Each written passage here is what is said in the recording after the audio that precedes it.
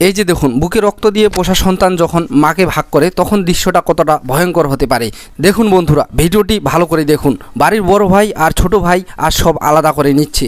বড় ভাই খুব দিমাগ দেখিয়ে ছোট ভাইকে বলছে, মিস্ত্রি কালোই দেওয়াল তুলবে, আমার শহরে যাওয়ার তাড়া আছে, সব দ্রুত ভাগ করে দে। ছোট ভাই তখন অসহায় হয়ে বলছে, দাদা জমি ঘর সব তো ভাগ করে নিলি, কিন্তু আমাদের শৈশবের স্মৃতিগুলো।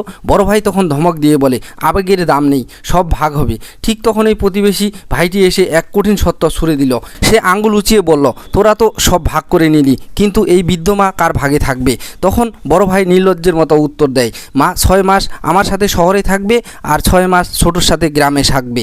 ছেলের মুখে এই কথা শুনে মায়ের কলিজা ফেটে যায়। মা তখন চিৎকার করে কেঁদে উঠে বলে, চুপ কর তোরা, আমি কি তোদের ক্ষেতের কোনো আবাদি ফসল যে 6 মাস তুই চাষ করবি আর ও 6 মাস? আমি হলাম সেই মাটি, যে মাটি তোদের দুজনকে একসাথে দেখতে চেয়েছিল। যদি তোরা আমাকে ভাগ করিস তবে আমি এখনই বৃদ্ধাশ্রমে চলে যাব। মায়ের এই হাহাকার শুনে ছেলেদের ভুল ভাঙে এবং বড় ভাই দৌড়ে এসে মাকে জড়িয়ে ধরে এবং বলে, মা আমাকে মাফ করে দাও, আমি অন্ধ হয়ে গিয়েছিলাম। তারপর ছোট ভাইও সবাইকে গিয়ে জড়িয়ে ধরে কান্নায় ভেঙে পড়ে এবং তাদের এই মিল দেখে প্রতিবেশীরাও খুশি হয়। বন্ধুরা, দালান ভাগ করা যায় কিন্তু মায়ের নারী ভাগ করা যায় না। এই ধ্রুব সত্যটি যারা বিশ্বাস করেন তারা কমেন্টে মা লিখিয়ে ভিডিওটি শেয়ার করে দিন, যাতে আর কোনো সন্তান এমন ভুল করার সাহস না পায়।